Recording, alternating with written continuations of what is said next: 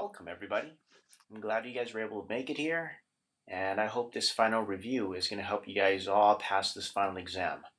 So what I'm going to do is I'm going to go over the first 20 questions for the Integrated Math 1 Fall Final Exam, which you guys will be taking sometime next week. So let's start with the first problem. What they're asking you to do here is solve the equation. So remember, solving the equation means to find what the variable is equal to, or in other words, we're trying to isolate the variable. So in this case, our variable is k. So if I want to isolate k, I'm going to need to get rid of the -1 first. So the first thing I'm going to do is I'm going to go ahead and do the opposite of subtracting 1, which is add 1, and I got to make sure to add 1 to both sides. So I need to add 1 on this side as well. So go ahead and take -1 plus 1, which is going to give me 0, so they will cancel, giving me just 9k left over on the left side. And on the right side, 32 plus 1 is going to give me 33. Again, I don't quite have k by itself yet because I still need to get rid of the 9. Now the 9 is right next to the k, which means it's 9 times k. The opposite of multiplying is dividing. So in this case, I'm going to need to divide both sides by 9. Now, 9 divided by 9 on the left side, it's equal to 1, which I can actually cancel out, giving me just k left over. On the right side, it's 33 over 9. However, 33 and 9 are both divisible by 3. So what I can do is divide both sides by 3 and reduce the fraction. 33 divided by 3 gives me 11, over 9 divided by 3 gives me 3. So k is equal to 11 over 3.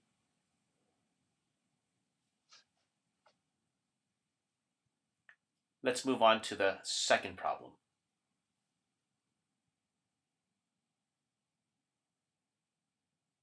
Now, if you would like to try this question on your own first, you can go ahead and pause this video. Now I'm going to begin solving the equation. Once again, solving the equation means to get the variable by itself. In this case, the variable is k. Since the k is with the 8, I'm going to leave the 8 alone first and try to get rid of the plus 5. Again, the opposite of adding 5 is subtracting 5. So I'm going to go ahead and subtract 5 from both sides.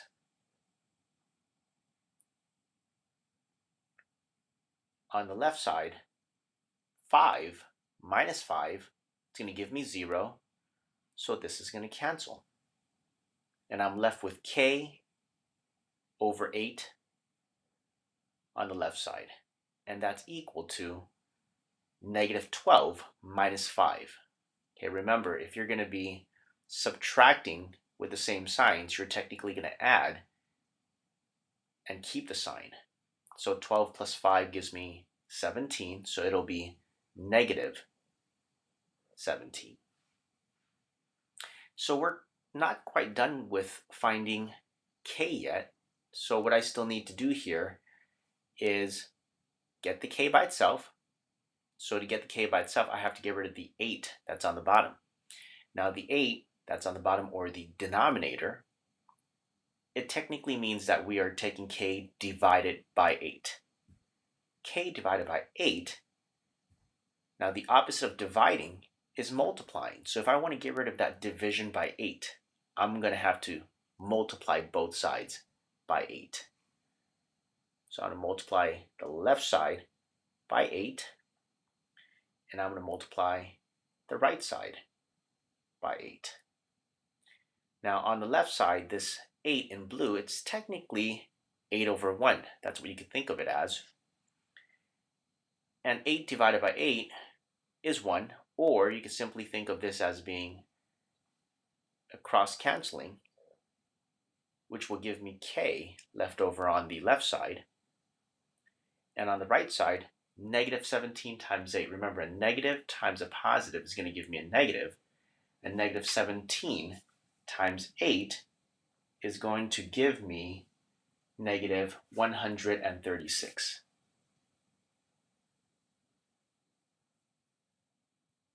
So k is equal to negative 136. Now let's move on to number 3.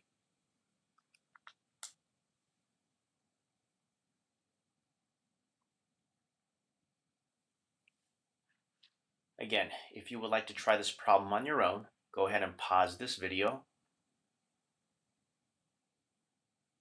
Now I'm going to go ahead and solve the equation, just like the previous two. Solving the equation means to get the variable by itself. Now notice that the variable for this problem is on the right side. For number 1 and number 2, the variable was actually on the left side. Now it really doesn't matter what side the variable is on, just as long as you get the variable by itself. So in this case, since the y, or our variable, is on the right side, I'm going to try to keep it on the right side. So the first thing I need to do is get rid of the negative 8, this negative 8 right here. Now this negative 8, you can think of it as being a minus 8, so the opposite of subtracting 8 is adding 8. So I'm going to go ahead and add 8 to both sides. Now that's on the right side, so I need to also add 8 on the left side.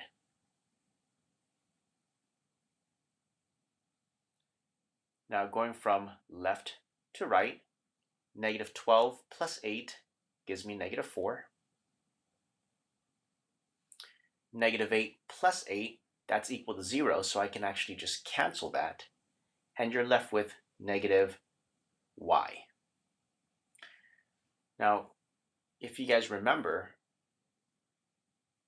if there's no number in front of the variable, it's technically an invisible one. So you could think of this as being a negative 1y.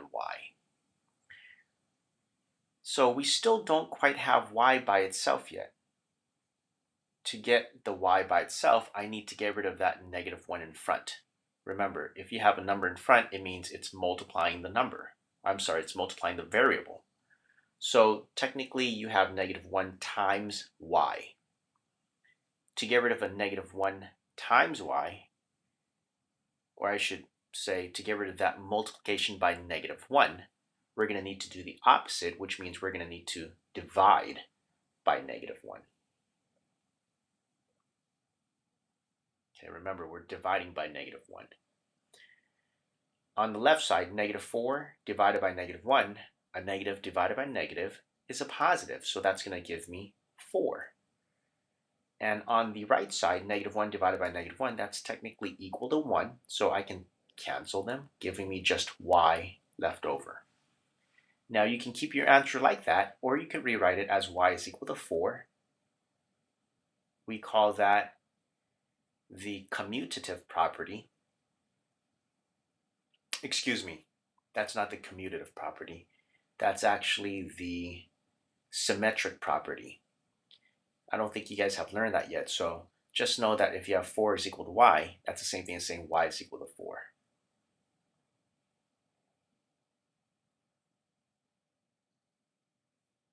All right, let's move on to the fourth problem.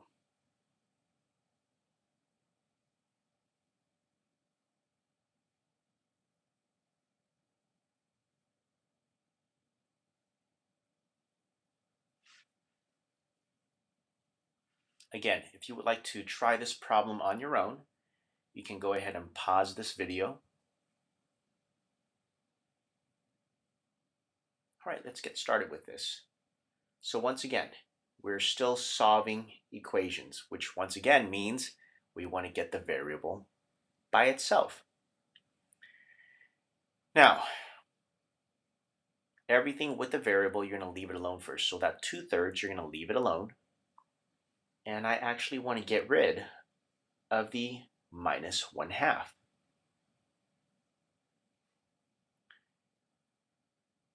Okay, the opposite of subtracting is adding. So if I want to get rid of the minus 1/2, I'm going to need to add 1/2 to both sides.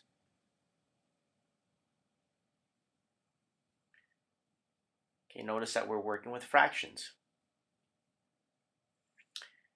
So the negative 1/2 plus 1/2 obviously is going to give me 0, so I can cancel those.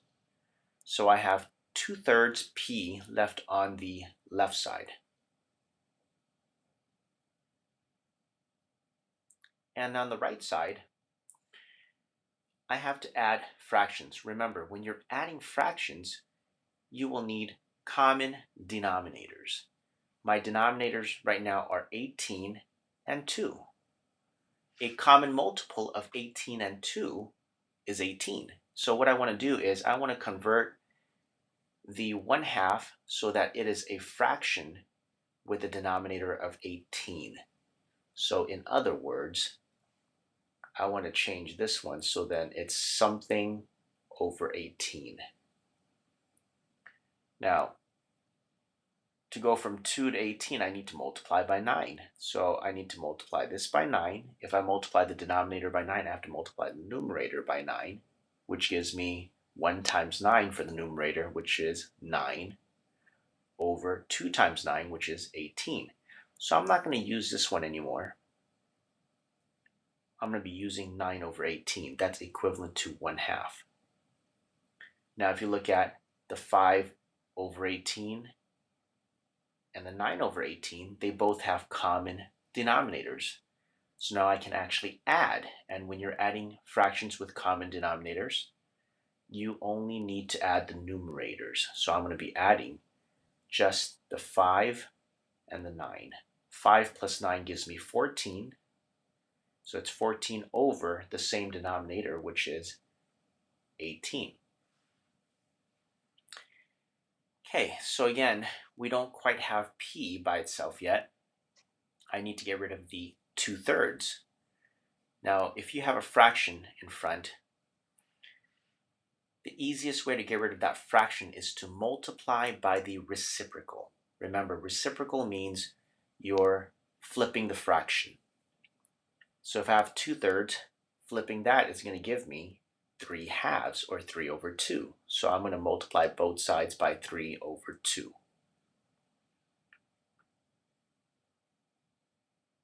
3 over 2. Okay? Now on the left side, here's what happens. You have a 3 on the numerator and a 3 on the denominator. If you're multiplying this, they're technically going to divide out or cancel. So that's going to cancel. The 2's will also cancel. That gives you 1. So therefore I have p equals. Now on the right side, I can go ahead and multiply 14 times 3 and 18 times 2. I do not need common denominators here because I'm multiplying. However, before I multiply, I can actually reduce.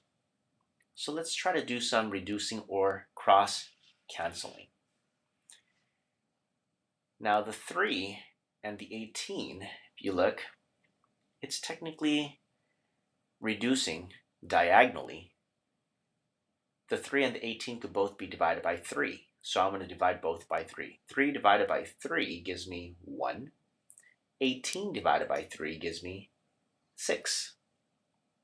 We can do the same thing with the 14 and the 2. 14 and 2 can both be divided by 2. So if I take the 2 divided by 2, I get 1. 14 divided by 2, I get 7. So really all you have left is 7 over 6, which is what I have here, and 1 over 1. Or you can think of it as 7 over 6 times 1, or just 7 over 6.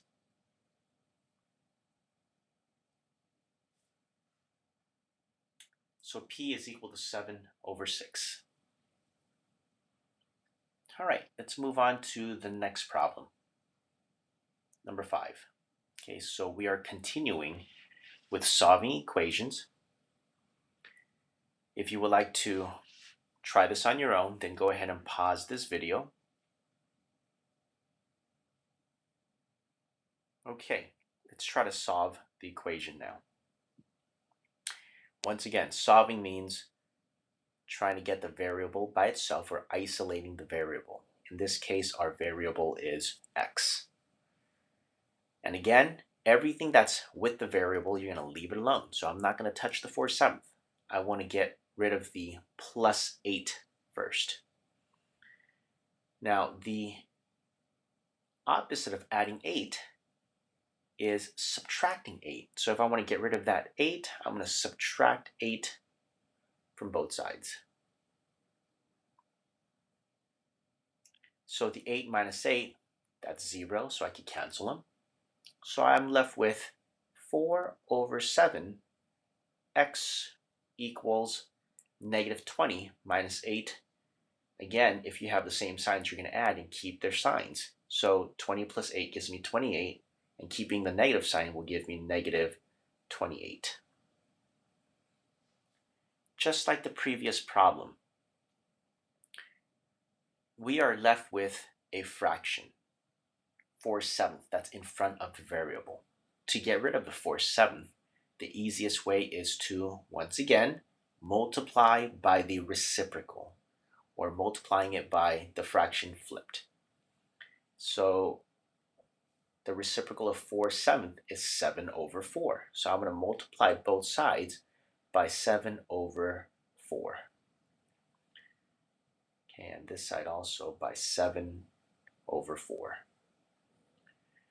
Notice that the -28 is not a fraction, but if I want to convert that into a fraction, I can just go ahead and put -28/1. Okay, just like the previous problem, on the left side, you have a 7 on the numerator and also a 7 on the denominator. I can actually cancel them because they divide to be equivalent to 1. Likewise with the 4. 4 divided by 4 gives me 1. So technically, you have 1 times x, or just x, left over on the left side. On the right side, let's try to reduce some things. Now, the 1 and the 7 can't be reduced, but the 28 and the 4, they can both be divided by 4, so I can go ahead and reduce or cross cancel. 4 divided by 4 gives me 1. -28 divided by 4 gives me -7. So really all I have left here is -7 times 7/1, or you can just think of it as -7 times 7, which is -49. So the correct answer here is -49, or x is equal to -49. Okay, let's move on to number 6.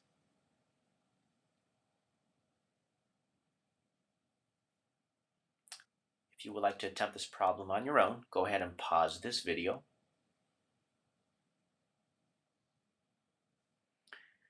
All right, so we are continuing to solve, but notice there's a slight difference. We're solving, but in this case, we're solving a proportion. A proportion is basically two fractions that are equal. So you have on the left side 3/2, which is a fraction, and on the right side you have q/4, which is also a fraction. So once again, a proportion is when you have two fractions that are equal. Now, the easiest way to solve a proportion is cross multiplying. So what I'm going to go ahead and do is go ahead and cross multiply. So I'm going to take the 4 and multiply it diagonally upwards times 3. Likewise, I'm going to go ahead and take the 2 and multiply it diagonally upwards times q. Now what that's going to give me, again, if I take the 4 times 3 upwards, I'm going to get 12 on the left side. And that's equal to, remember to keep your equal sign, I'm going to take the 2 times the q diagonally upwards, which gives me 2q on the right side. So notice I do not have any fractions left over. So now if I want to isolate the q or solve for q, I would need to get rid of the 2 that's in front. Remember, anything that's in front of the variable is implying that you're multiplying. So it's 2 times q. To get rid of that multiplication of 2, you would do the opposite, which is dividing by 2. So I'm going to go ahead and divide both sides by 2. Okay, and also remember, when you're solving an equation or a proportion, it really doesn't matter which side the variable is on. Now, working from left to right, if I get 12 divided by 2, that's going to give me 6. That's equal to 2 over 2, or 2 divided by 2 gives me 1, so it cancels out. That gives me 1q, or just simply q. So you have 6 is equal to q, or you can write it as q equals 6.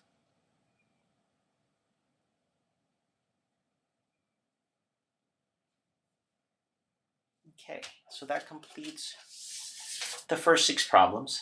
Let's move on to the 7th problem.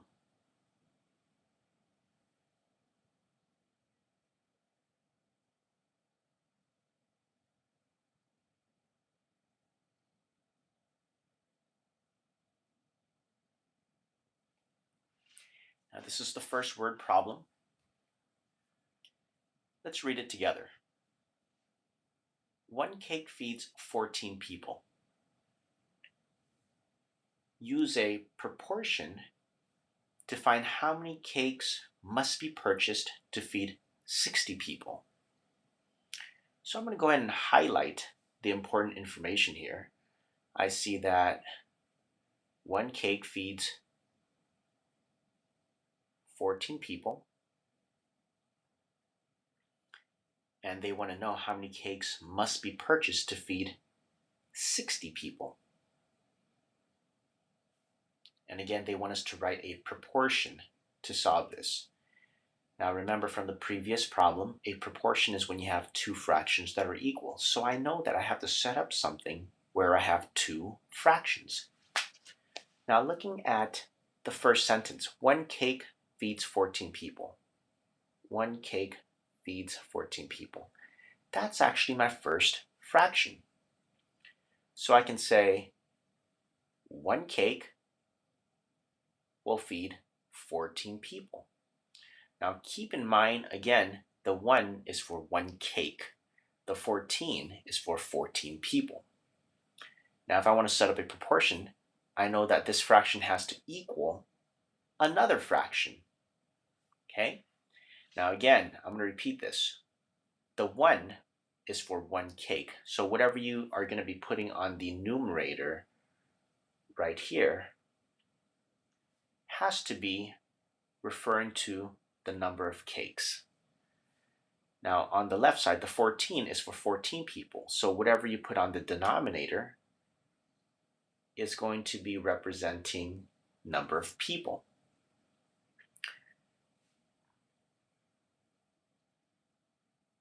So if you continue reading, it says, use a proportion to find how many cakes must be purchased to feed 60 people.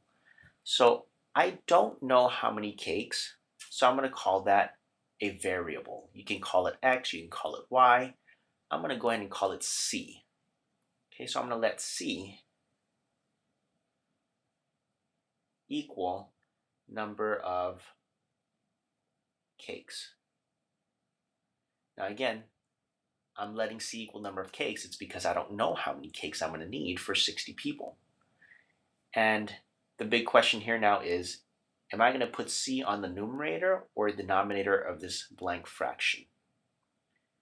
Okay, one thing to remember is on the left side, you have 1 cake feeds 14 people, which means that the number of cakes should be on the numerator or on top. So I'm going to put C on top.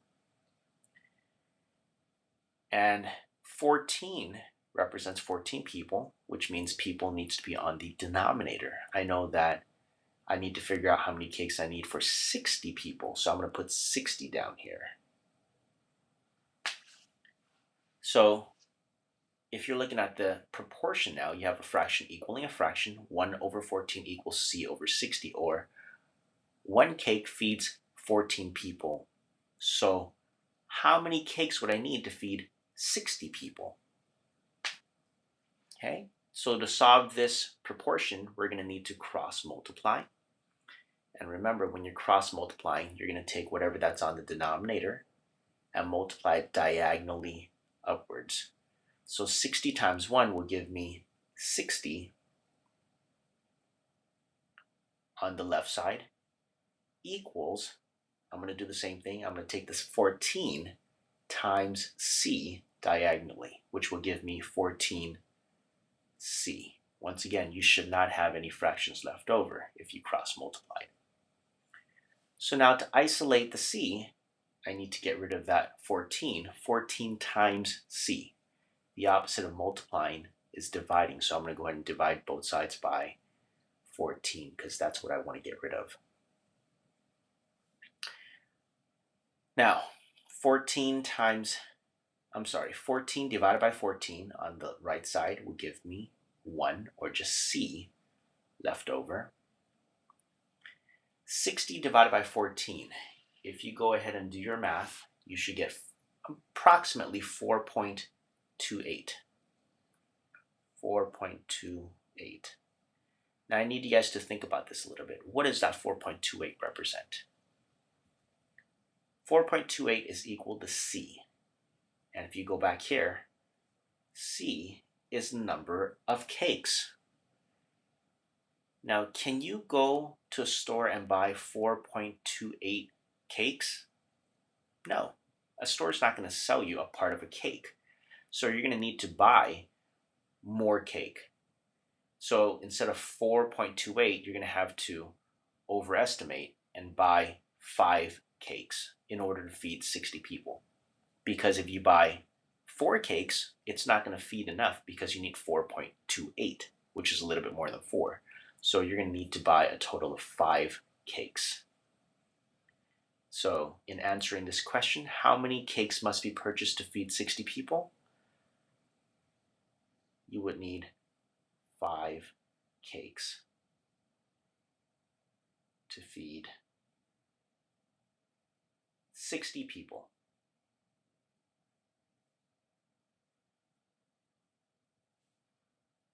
Okay, so that was our first word problem. Hope you guys survived. Let's move on to number 8. Okay, this is another word problem. So, I think I forgot to mention it for number 7, but for number 8, if you would like to try this on your own, go ahead and pause this video. All right, let's go ahead and try to solve this problem. Okay, let's read it together. On a map, 1 centimeter represents 35 miles. Okay, so I'm going to go ahead and highlight 1 centimeter represents 35 miles. So every centimeter that you see on a map, that's technically 35 miles in real life. Okay, let's go ahead and read A. If the map distance from Alyssa's house to a museum is 1.25 centimeters, what is the actual distance in miles? So if you're looking at a map, and it appears that from Melissa's house to the museum is 1.25 centimeters, they want to know what is the distance, or the actual distance, in miles. Okay, so I'm going to go ahead and also set up a proportion to solve this. So if you look at the top, 1 centimeter represents 35 miles. We can actually set up our first fraction from there. 1 centimeter over 35 miles, or 1 over 35. Okay, again, keep in mind that the numerator is for centimeters. So the 1 is 1 centimeter, and the denominator, 35, is for miles.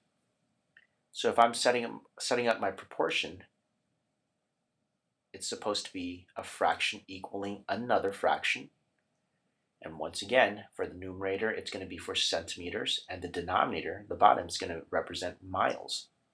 I know that Alyssa's house to the museum is 1.25 centimeters. So I'm going to put that on the numerator, 1.25. And what is the actual distance in miles? So that's what I'm trying to figure out. So I'm going to let m equal the number of miles. M equals number of miles. That's the unknown. So I'm going to call this m down here. So in reading my proportion, 1 centimeter represents 35 miles. So 1.25 centimeters is going to represent how many miles? So in solving this proportion, I'm going to go ahead and do the same thing as what I did before in the previous problems, cross multiply. I'm going to take the m multiplied to the 1 up top, which will give me m, or 1m, on the left side, equals, now on the right side, I'm going to take the 35 times 1.25. Now if you do your calculations correctly, 35 times 1.25 will give me 43.75. Now what does that 43.75 represent? Remember, it's m, and m is equal to number of miles, so this would be 43.75 miles. Now in interpreting this problem, so if the map shows that Alyssa's house to the museum is 1.25 miles, I take that back. If Alyssa's house to the museum is 1.25 centimeters, that actually represents 43.75 miles in real life. Okay, so that was part A. Let's take a look at part B. It's a similar problem. Okay, so it says, if the actual distance from Emily's house to a beach is 66.75 miles, what is the map distance in centimeters? So I'm going to go ahead and use 1 centimeter represents 35 miles, which is at the top. So again, I'm going to set up my first fraction, 1 over 35. And that's going to equal another fraction. Now remember, the 1 is 1 centimeter, so the centimeters need to be on the numerator. 35 represents miles, so the miles is going to be on the denominator. So therefore, the 66.75 miles is going to go on the denominator. 66.75 miles. Okay, again, they have to match. So the thing that's unknown here is centimeters. So I'm going to let C equal the number of centimeters.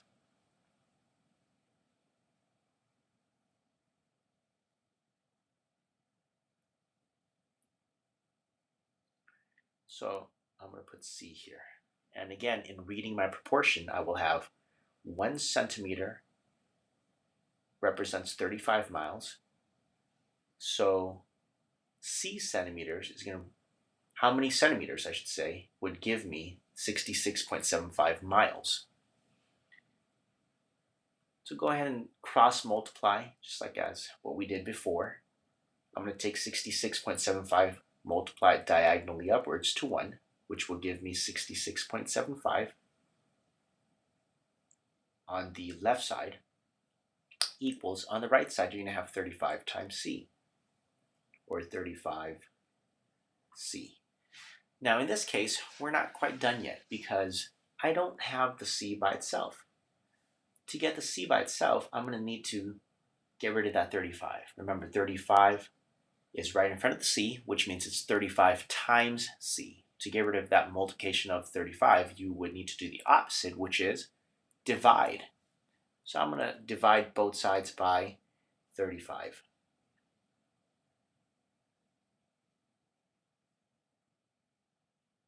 And on the right side, 35 divided by 35 is 1, so I can cancel that, which gives me C left over, which is what I want. And on the left side, 66.75 divided by 35, if you do your calculations, it's going to give you approximately 1.907, or I can round that to 1.91. Now, what does that 1.91 represent? It's C, so it represents centimeters. So in reading or answering the question, what is the map distance in centimeters? It'll be 1.91 centimeters if it's 66.75 miles. All right, let's move on to number 9.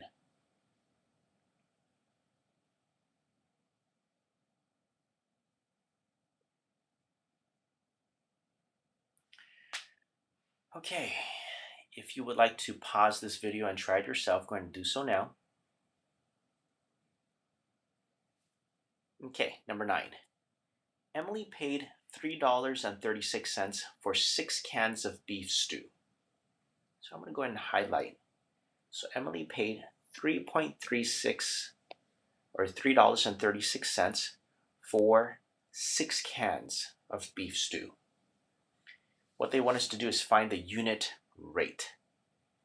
Now there's a very important term here, unit rate. Unit means 1. So if it's 3.36 for 6 cans, if I want to find the unit rate, I want to find how much is it going to cost for 1 can. Okay, I'm going to repeat that. Unit rate means to find out how much it's going to cost, or something that's over 1. So if it's 3.36 or $3.36 for 6 cans, I want to find how much it's going to cost for 1 can. That's the unit rate. So if I want to figure that out, I simply need to divide. So I'm going to take $3.36 divided by 6 cans.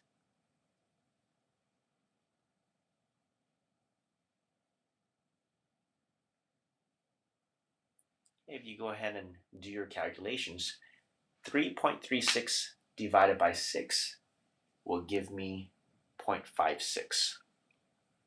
Now, what is that 0.56 or 0.56 represent? That's going to be 56 cents per can. So for 1 can of beef stew, it will cost you 56 cents. Okay? So that's finding the unit rate. The next thing they want us to do is plot cost versus number of cans. So I'm going to go ahead and use this graph here.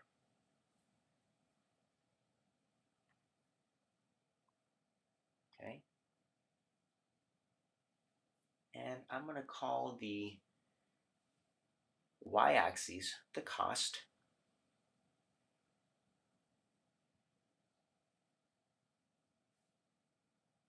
Okay, and the x-axis the number of cans. Sorry about that. Number of cans. Now the cost, it's in dollars.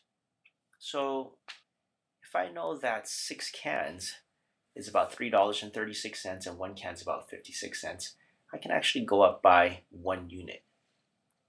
So here, I'm going to go ahead and zoom in. I'm going to say that that's going to be $1, $2, $3, $4, $5, 6, 7, 8, and 9. Okay? Now the number of cans, I can do the same thing. I'm going to go up by ones. So 1 can, 2 cans, 3, 4, 5, 6, 7, 8, 9. All right, so for me to plot this, or for you to plot this, you need to understand once again how much each can is going to be. Now, I know that right off the bat for 6 cans, it's $3.36. So I can actually go to where my number of cans is 6 and plot a point at 3.36. So it's going to be a little bit below the halfway mark between 3 and 4, 3.36. So that's about $3.36. For 1 can, it's 56 cents. So I'm going to go to where it's 1 can and up to where it's 56 cents. So it's a little bit higher than, oops, I apologize for that. Zoom back in. It's a little bit more than half. Okay. Now I'm going to continue this. If 1 can costs 56 cents, 2 cans will cost 2 times 56 cents, which is $1.12. So again, for 2 cans, it'll be 2 times 0.56, which is 1.12 or $1.12. 1.12, I would say it's a little bit higher than the 1. So at 2 cans, it's about there. 3 cans, you can take 3 times 0.56, which will give me 1.68. So 3 cans, 1.68, it's a little bit higher than the halfway mark, so I would say it's about there. 4 cans, it'll be 4 times 0.56, which will give me 2.24. So 2.24 at 4 would be about there. And 5 cans, it's going to cost you, well, 5 times 0.56 or $2.80. 2.8. So at 5, it's 2.8. Now notice that this shows somewhat of a straight line. It should be. However, I'm not going to connect the points with the line because this is what we call a discrete graph. This is not continuous. This is discrete. The main reason why it's discrete, it's because you cannot go out and buy half a can or a partial of a can. It's either that you buy 1 can, 2 cans, 3 cans, 4 cans, or whatever amount, but it has to be a whole number of cans. Because of that, we cannot connect these points. They have to be left separate. So again, this is what we call a discrete graph.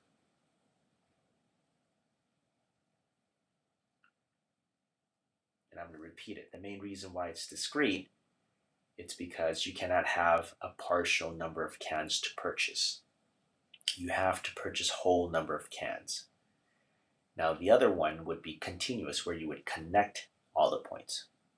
And if it's only going to be continuous if you can have partials. Okay? All right, so that was number 9. Let's go ahead and move on to number 10.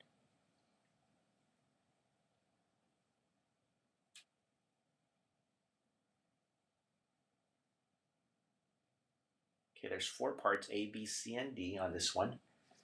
But I'm going to go ahead and zoom in. All right, so again, if you would like to try this problem on your own, go ahead and pause this video. All right, let's go ahead and solve this problem. Number 10. Emily treats her friends to lunch. She buys S spaghetti meals at $5.89 each and C chicken meals at $7.39 each. Okay. Part A says, identify the variable of the term 5.89s. What does the variable represent? Now, the variable in this case would be S. Okay. The variable is the letter. And so the variable here, once again, is S. I'm going to go ahead and write that. The variable is S. And it says, what does the variable represent?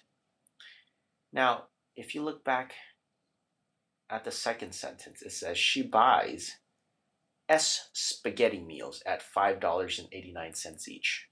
So S in this case would be the number of spaghetti meals. So I'm going to write here S represents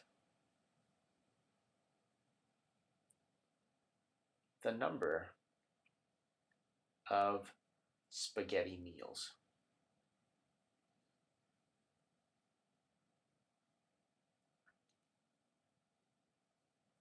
I'm going to write it down here. I'm running out of room. So there we have it. Let's look at part B. It says identify the coefficient of the term 7.39c. Now you have to be careful. For part A, they wanted us to identify the variable. But for part B, they want us to identify the coefficient. You need to understand what these terms represent. The coefficient is the number in front of the variable. I'm going to repeat that. The coefficient is the number that's in front of the variable. So my variable here is c. So therefore, my coefficient, which is number in front, would be 7.39. So in answering the question, identify the coefficient of the term 7.39c. So I'm going to write the coefficient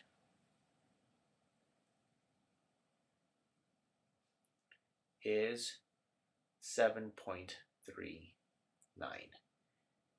Now the variable is c, but the coefficient is 7.39. Now the second question asks, what does the coefficient represent?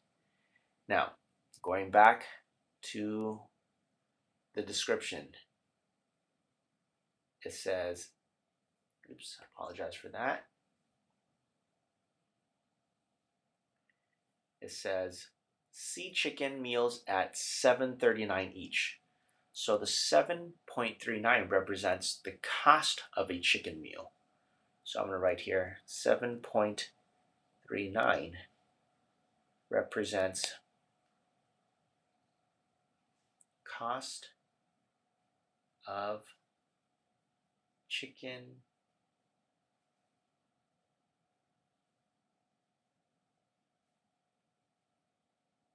meal.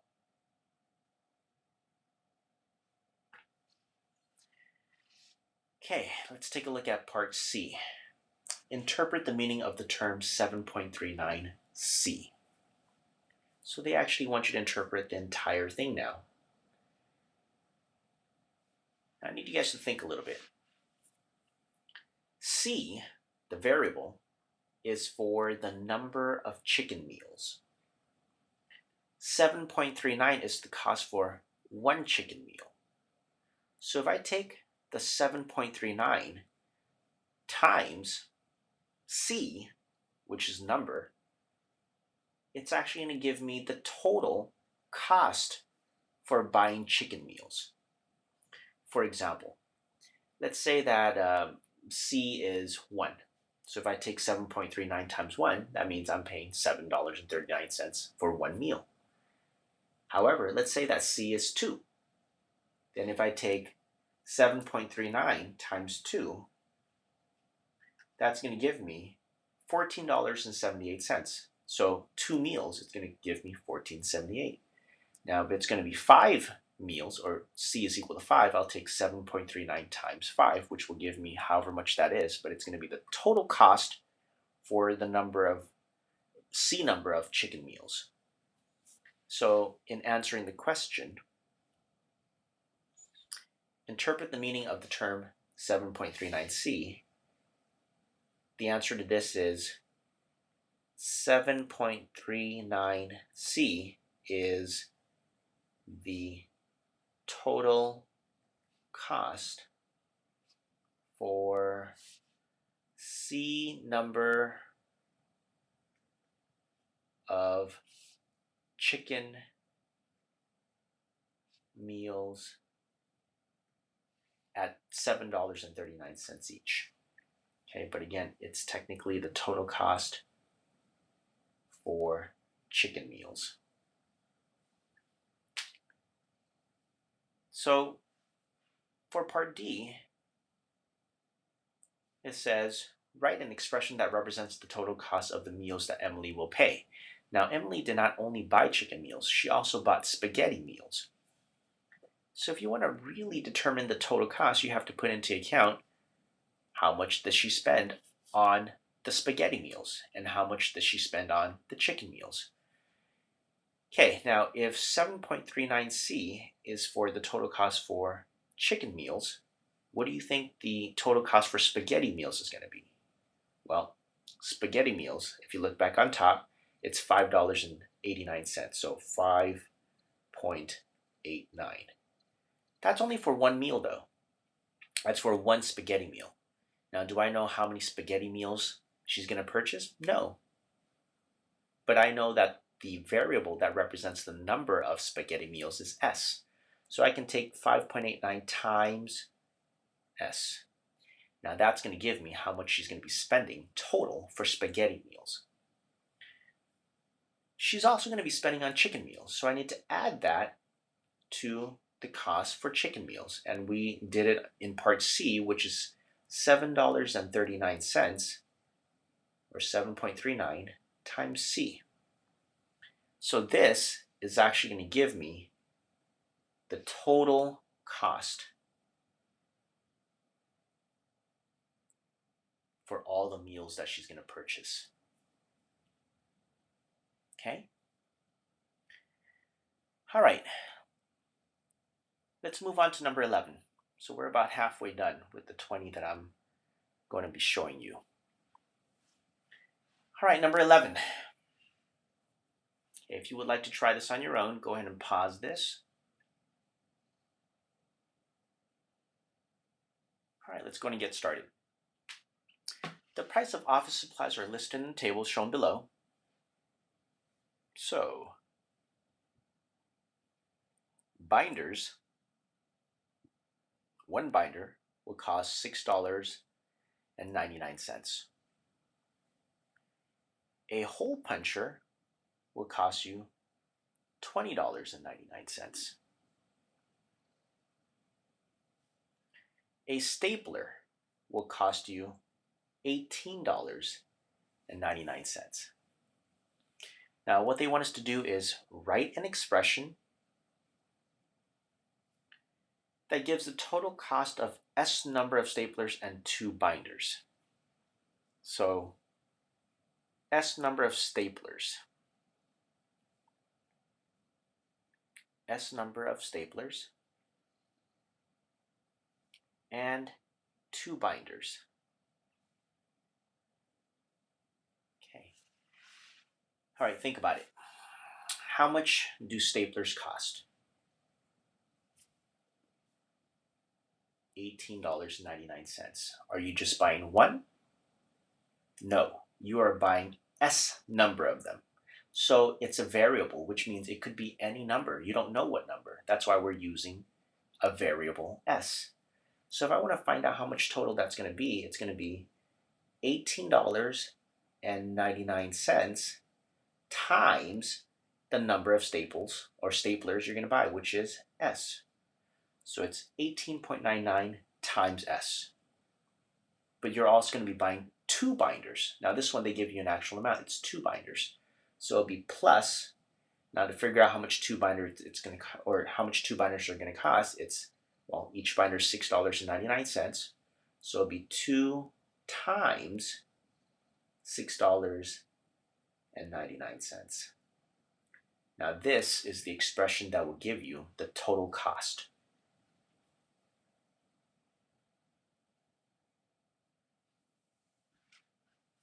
For S staplers and 2 binders. So as you can see, hole puncher really was not involved in this problem, but it might be for future problems. All right, moving on. Let's take a look at number 12. Okay, we're back to solving equations. So if you would like to pause this video and try it on your own, go ahead and do so.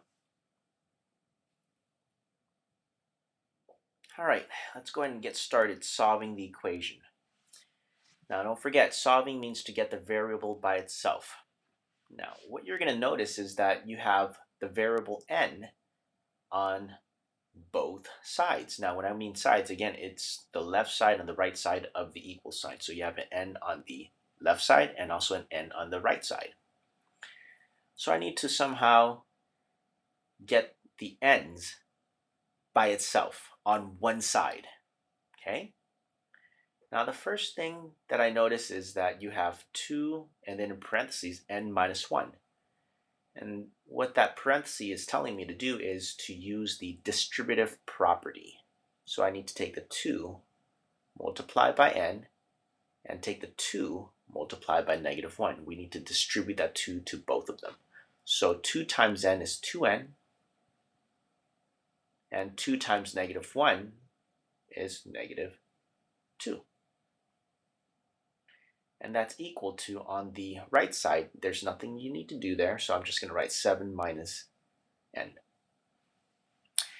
Okay, so now I got rid of the parentheses by distributing, and I still have n's on both sides.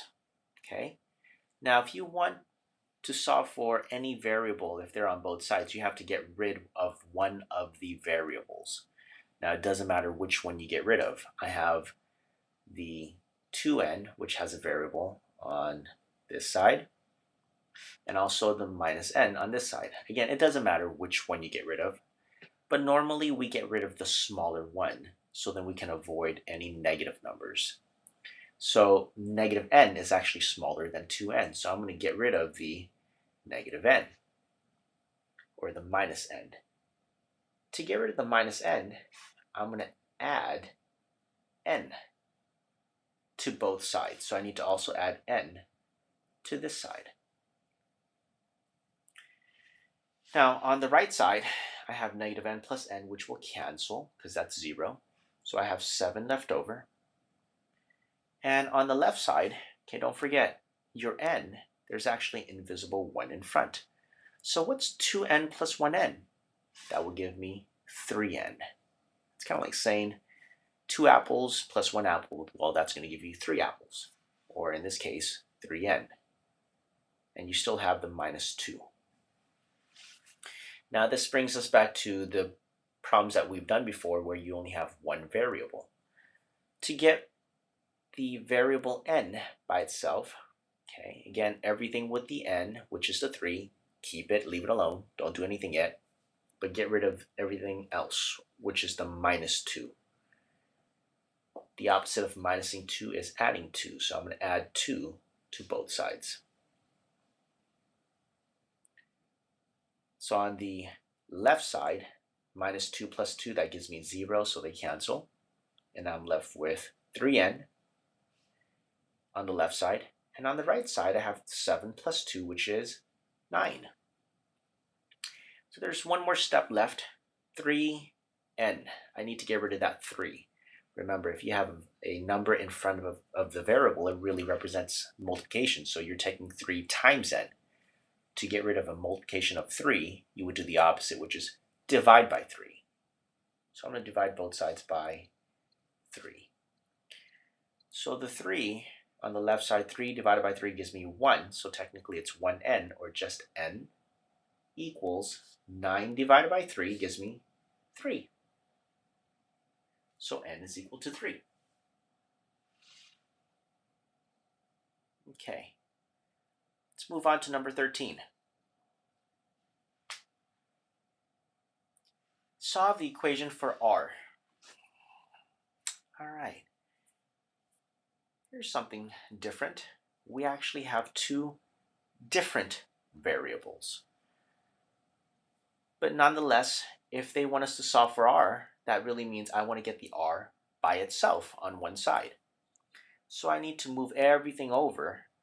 I need to get rid of the 4e, and I also need to get rid of the negative 10. Remember, everything that's with the variable, leave it alone first. So the negative 10 I'm not going to touch yet because it's with the r. So I'm going to be getting rid of the 4e first. Now the 4e is positive. If I want to get rid of it, I'm going to subtract it. So I'm going to subtract 4e from this side and subtract 4e from this side. Okay, on the right side, the 4e minus 4e, that's equivalent to 0, so I can cancel that. So I'm really left with negative 10r on the right side.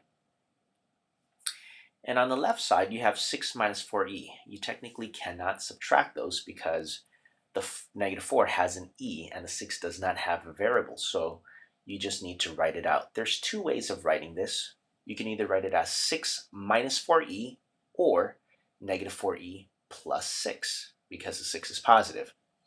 Now we usually write the variable first. So I'm going to go ahead and write it as negative 4e plus 6.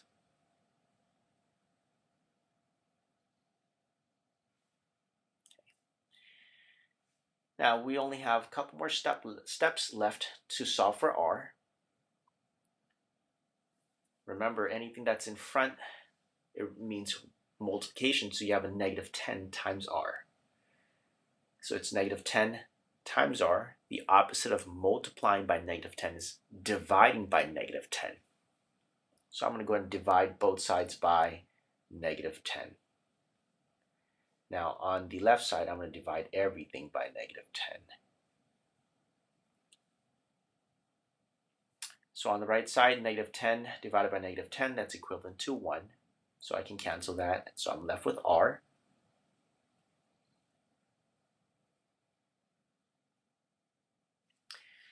Now on the left side, I'm going to go ahead and reduce.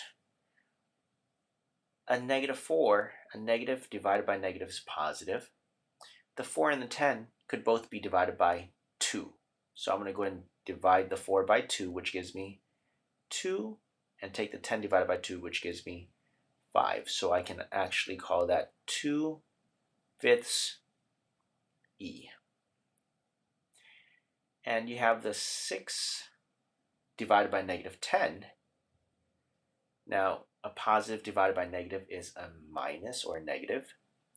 And the 6 and the 10 could both be divided by 2 as well. 6 divided by 2 gives me 3. 10 divided by 2 gives me 5. So I have 3/5. Now, if you want, you can rewrite it where the r is on the left side. So I'm going to reverse everything. It'll just be r equals 2/5 e minus 3/5. Okay, now some of you might be thinking, well, can we combine the 2/5 e and the 3/5? And the answer to that is no, because the 3/5 does not have an e, so I cannot combine the two. I have to leave them separate. Okay, so that's number 13. Let's move on to number 14.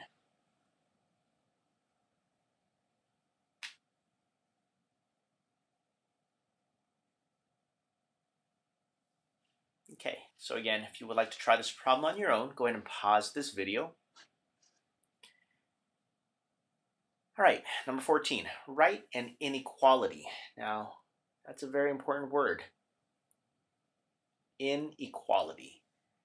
Equality means equal. Inequality means not equal. So the only way that something's not equal, it's either going to be greater than, less than, greater than or equal to, or less than or equal to. So whenever you see the word inequality, we're really looking for those symbols that represent, once again, greater than, less than, greater than or equal to, or less than or equal to. So let's practice some of those symbols. Let's look at part A. So again, they want us to write an inequality for each description. So part A says numbers less than or equal to 37. Now numbers, I don't know what the numbers are, so I'm going to call it n, or call it x, or call it any variable you want, because I don't know what the number is. I'm going to call it n. And again, feel free to use a different letter. You can use x if you want. Less than or equal to. Okay, now the less than sign or symbol is like this. You could almost think of less than as kind of like an L. It's a funny looking L. Okay, and if it's equal to, I'm going to have to put a little line on the bottom. So that's n less than or equal to 37. So there you have it. Let's move on to part B. Numbers. Once again, I don't know what that is. I'm just going to call it a variable.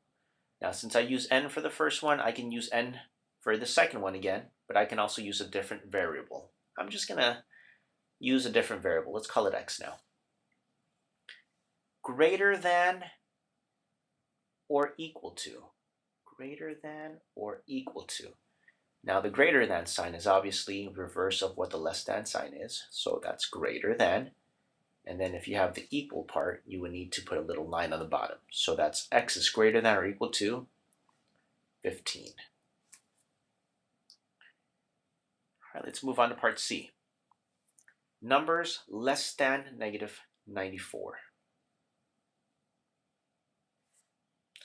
Once again, I don't know what the number is, so I could use any variable. Okay, since I use different variables for the first two, let's continue using different variables. Again, choose any variable you like, any letter. I'm going to choose y in this case. Now, the number y is less than. Now, notice that this one is strictly less than. It's not less than or equal to, it's just less than. So the less than, remember, it's like a funny looking L. There you go.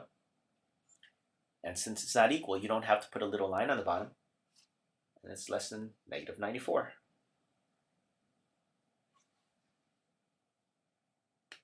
Okay, let's move on to the last one.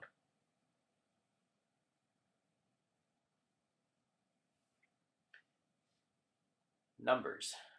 Once again, I'm going to use a different variable. Let's use t in this case. Greater than.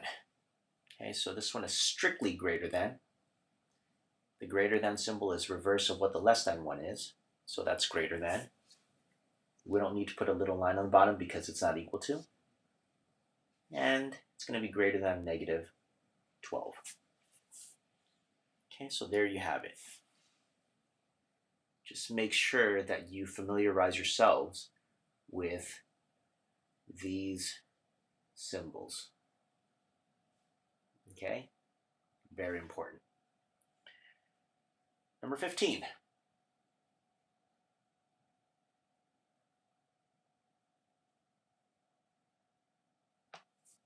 Okay, so if you would like to try this on your own, go ahead and pause the video. All right, let's go ahead and start number 15. What are two values for x that satisfy the inequality?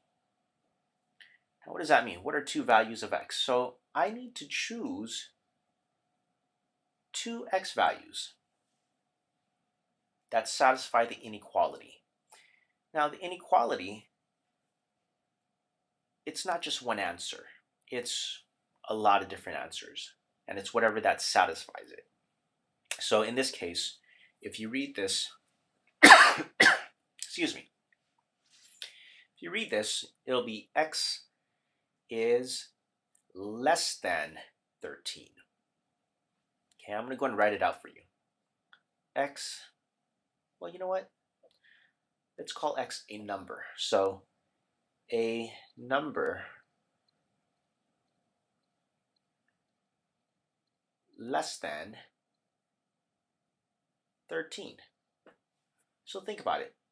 What numbers are less than 13? Well, you have 12, 11, 10. You can also have negative numbers. Negative numbers will be obviously less than a positive number. So I can choose negative 10, negative anything, okay? So I can go ahead and have negative numbers. So if I choose a negative number, x is equal to, let's say, negative 2. Is that less than 13? Yes. So that could be a solution that satisfies the inequality. I could also choose another number. X is equal to, let's say, 12. Is that less than 13? Sure, so that also works. However, be very careful with this. 13 is not going to work, okay, because it has to be strictly less than 13.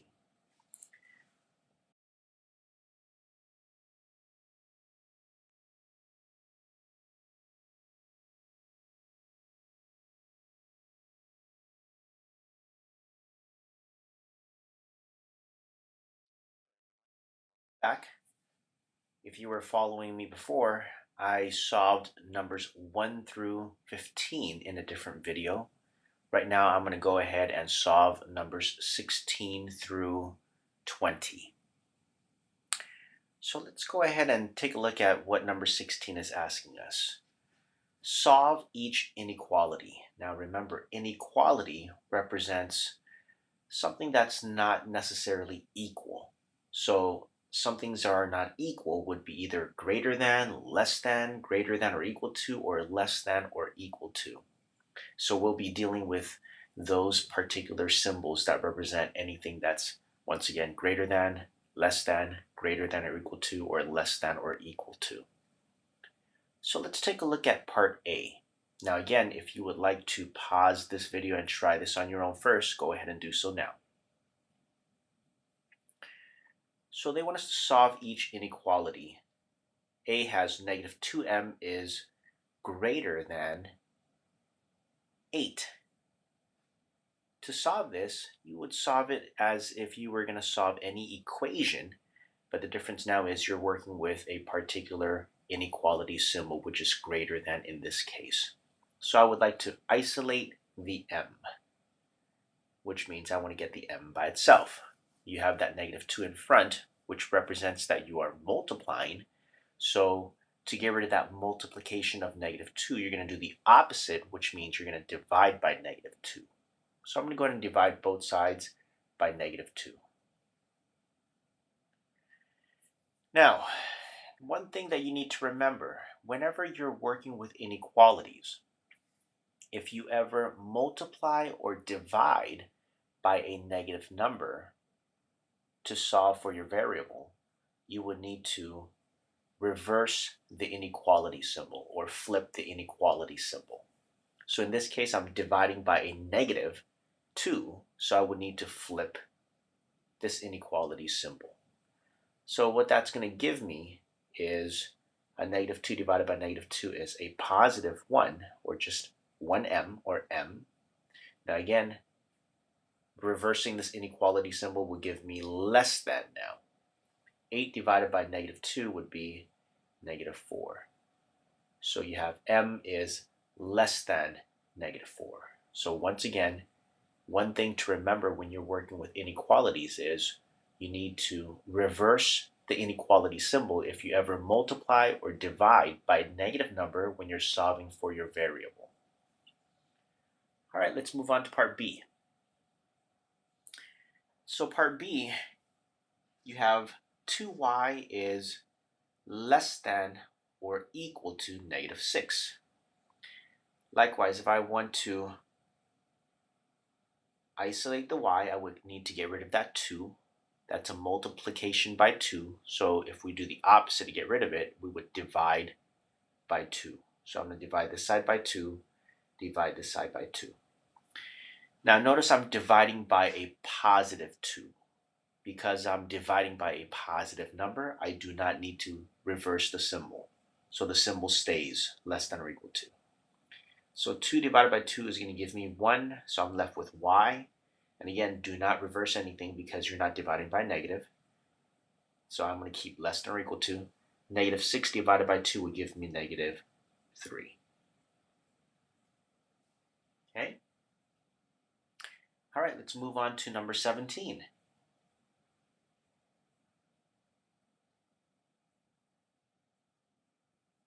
Okay, we're going to continue to solve inequalities. So once again, if you would like to try this on your own, go ahead and pause this video first. All right, notice that you have negative 2 and you're multiplying in parentheses negative 8 plus 6d, which means we're going to need to use the distributive property. So I need to distribute the negative 2 to the negative 8. So negative 2 times negative 8 is positive 16. and I need to distribute the negative 2 to the positive 6d. So negative 2 times 6 is negative 12d. That's going to be less than or equal to negative 44. Now, if I want to solve for my variable d, everything with d, which is also negative 12, you're going to leave it alone first. So I'm going to try to get rid of the 16 first. That 16 is positive, so to get rid of it, I'm going to subtract 16 from both sides. So 16 minus 16, that gives me 0, so I can cancel that. And I'm left with negative 12d. And that's less than or equal to negative 44 minus 16. Once again, they have the same signs, so I'm going to add the two numbers and include the negative sign. So it's going to be negative 60. Now to solve for d, I'm going to go ahead and get rid of that negative 12. It's negative 12 times d. So I'm going to do the opposite of multiplying, which is divide. So I'm going to divide both sides by a negative 12. Okay, so now, since I'm dividing by a negative, just like the previous problems, remember to flip or reverse the inequality symbol. So this symbol here needs to be reversed because I'm dividing by a negative number. So negative 12 divided by negative 12 gives me 1, or I'm left with d. Reversing that symbol, I get greater than or equal to. Negative 60 divided by negative 12, remember a negative divided by negative is going to be a positive, so I'm left with 5. So the correct answer here is D is greater than or equal to 5. All right, let's move on to number 18.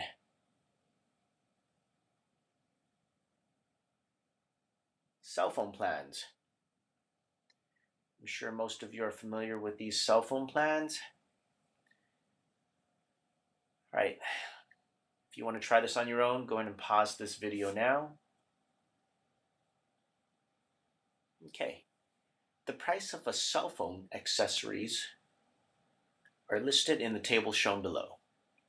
So the cell phone accessories, you have a screen protector, which is $18.49. You have a case, which costs $9.49. And you have charger, which costs $20.99. Okay, so Joaquin has $57 to purchase cell phone accessories. So that's all the money he has. He buys C number of cases. So C number of cases, which means we don't know exactly how many cases he's buying. It could be 5, it could be 10, we don't know, so that's why we're calling it C number. And a charger, which means that it's one charger that he's purchasing. A charger. Now they want us to write an inequality. Again, remember, inequality would require that you use the symbols greater than, less than, greater than or equal to, or less than or equal to. So write an inequality that can be used to find the number of cases that Joaquin can purchase. So I know that he's going to be purchasing C number of cases. The cases cost $9.49 for one. So it's going to be $9.49 for one, but he's not just buying one. He's buying C number of them. Again, I don't know how many C is, but I'm going to need to multiply by $9.49. So it's going to be 9.49 times C.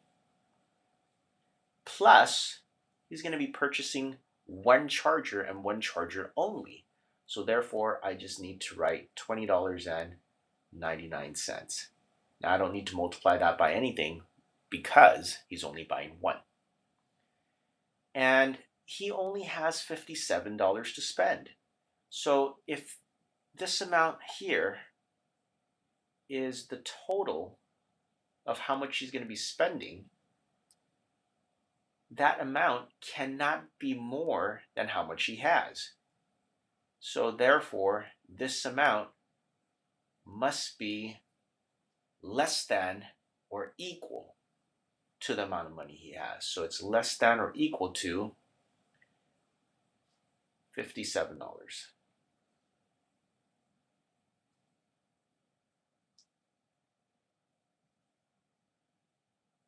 That's all the money. That's all the money he has. So that's why he cannot spend more than that. It has to be less than or equal to the 57. So there you have it. That's the inequality that shows how much he can spend on C number of cases and one charger.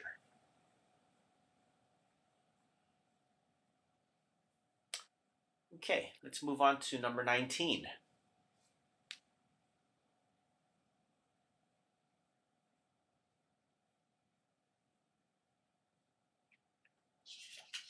Okay, again, if you would like to try this on your own first, go ahead and pause this video. Number 19 reads, the values of E are graphed on the number line. Write a compound inequality that represents the values of E. Now, compound inequality simply means that you're working with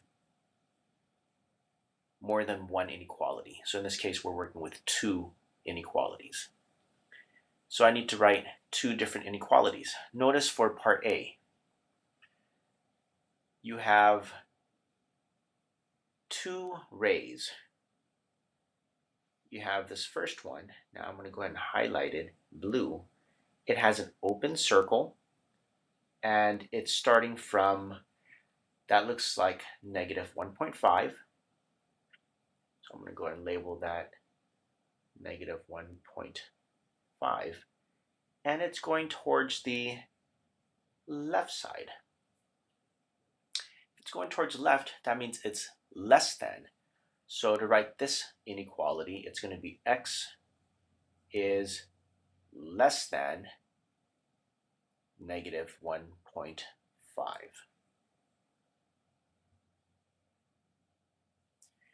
Now, what you need to be careful with is when it's going to be either less than or equal to. If this circle right here was filled in, or it was a solid circle, then I would have to include the little line on the bottom of my symbol to represent that it's less than or equal to. But since it's an open circle, it's strictly less than. Let's take a look at the right side now. The right side, you have a solid circle, and that looks like it's at about 3.5, and it's going towards the right. If it's going towards the right, that means it's greater than. So to write that inequality, it's going to be x is greater than or equal to 3.5. Now it's greater than or equal to, it's because, again, it's going towards the right, it's greater, and I'm writing it as equal to as well, it's because it's a solid circle. Now I just realized something.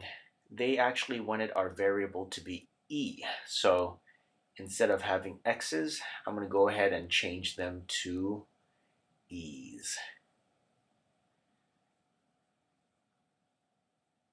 So it's E is less than negative 1.5. E is greater than or equal to 3.5.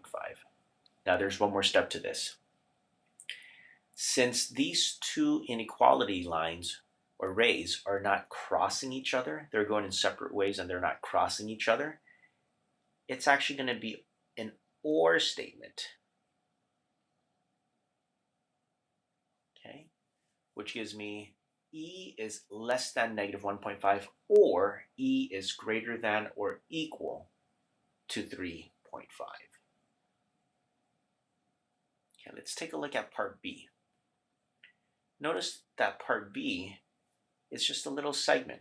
It really is not like part A where you have two rays going in separate directions. However, in order for us to achieve a little segment like this, technically you do have two different rays. So I'm going to go ahead and start with the bigger number, which in this case looks like it's at 2. So you have the open circle at 2. So technically, if it's at 2, I'm going to go ahead and shade it to the left. What that means is your variable e, now since it's open circle and it's going towards the left, it's less than 2. Now I'm going to go towards the other point, and this is actually a closed circle, and it's actually going towards the right. That's going to be, it looks like at negative 0.5. So e, now since it's going towards your right, it's greater, and since it's a solid circle, it's greater than or equal to negative 0.5. Now here's what you need to understand. These two actually cross each other, and they cross each other right here. Because they cross each other, it's an AND problem. Okay, so again, looking at part B, they cross, so it's an AND. If it's like part A, where they're going in separate directions and they don't cross, it's an OR problem. So keep that in mind. If they cross, it's an AND. If they don't cross, it's OR. Since it's an AND problem, we can actually rewrite this. We can rewrite it where you have the E in the middle. Now I'm going to start with this one first. So it's going to be E is less than 2. And then for this one, I'm going to use that same E, but now I'm going to reverse it and write it on the left side. So if I reverse it, the symbol gets reversed, and you have negative 0.5 on the left side. So if you look at only the right side, it's E is less than 2. And if you look at the left side, and if you read it backwards, it's E is greater than or equal to negative 0.5, which is exactly what we have here. So if you have an AND problem, make sure that you rewrite it like so. All right, let's take a look at our very last problem, number 20.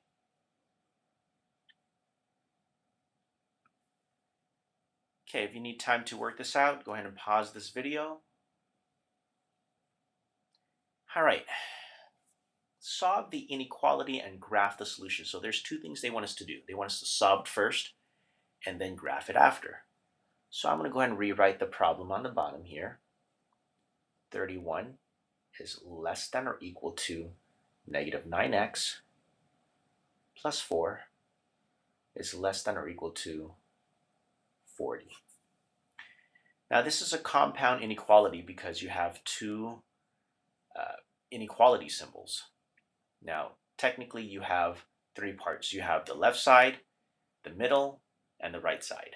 So what I want to do is I want to keep my variable in the middle. So my variable right here is x. I want to keep that there. So I need to either get rid of the 4 or the negative 9. Since the negative 9 is with the x, I'm going to leave it alone first and get rid of that plus 4. The opposite of adding 4 is subtracting 4. So I'm going to subtract 4 here. But remember, there are three parts. You have the right side, the middle, and the left. So what I need to do is subtract 4 on all three. So I'm already subtracting 4 in the middle. So I need to subtract 4 here on the right and subtract 4 here on the left. All right, so what I'm left with is 31 minus 4, which gives me 27. I'm still going to keep that symbol, less than or equal to. That negative 9x is still there. 4 minus 4 is 0, so I can cancel that. And on the right side, I still have the less than or equal to. 40 minus 4 is 36. All right, once again, the goal here is to try to get that x by itself in the middle. That negative 9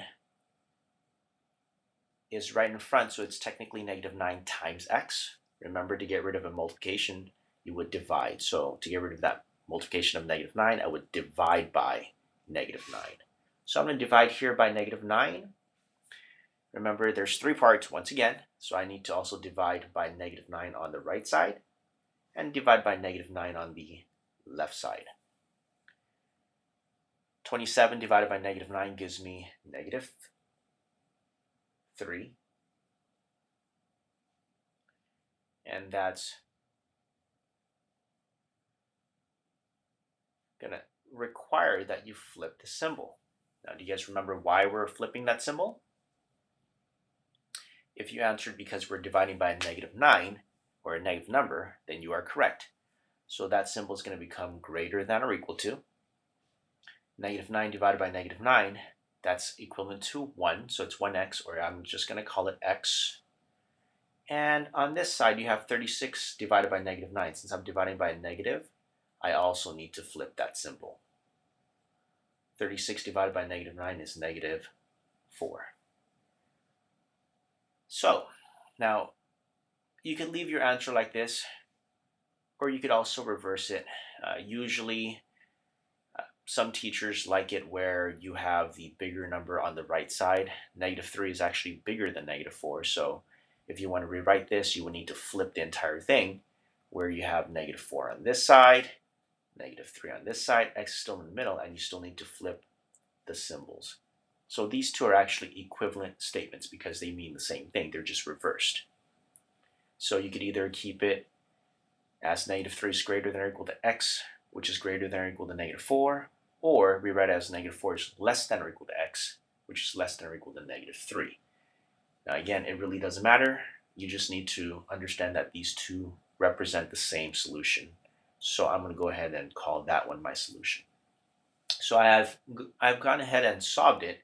However, if you went back and looked at the problem, it says solve and graph. So I still need to graph that inequality on the graph above. Now remember, since we were able to write it this way, where the x is in the middle, that automatically tells you that it's going to be an AND statement. Now if you look back at number 19, the AND statement, it's actually the portion where they cross. So that's going to tell me that this one's going to be between negative 4 and negative 3.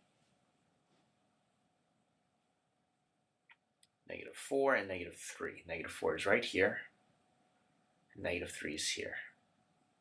Now I'm bubbling them in as a solid circle because it's, if you read these symbols down here, you have the little equal sign here, which tells me it's going to be solid circles or solid points. Okay, and it's going to be, the x is less than negative 3, so from negative 3 I'm going to go to the left, and from negative 4 I'm going to go to the right, which is greater, which will cross exactly right here in the middle. So your graph is just going to be a segment like so. And that concludes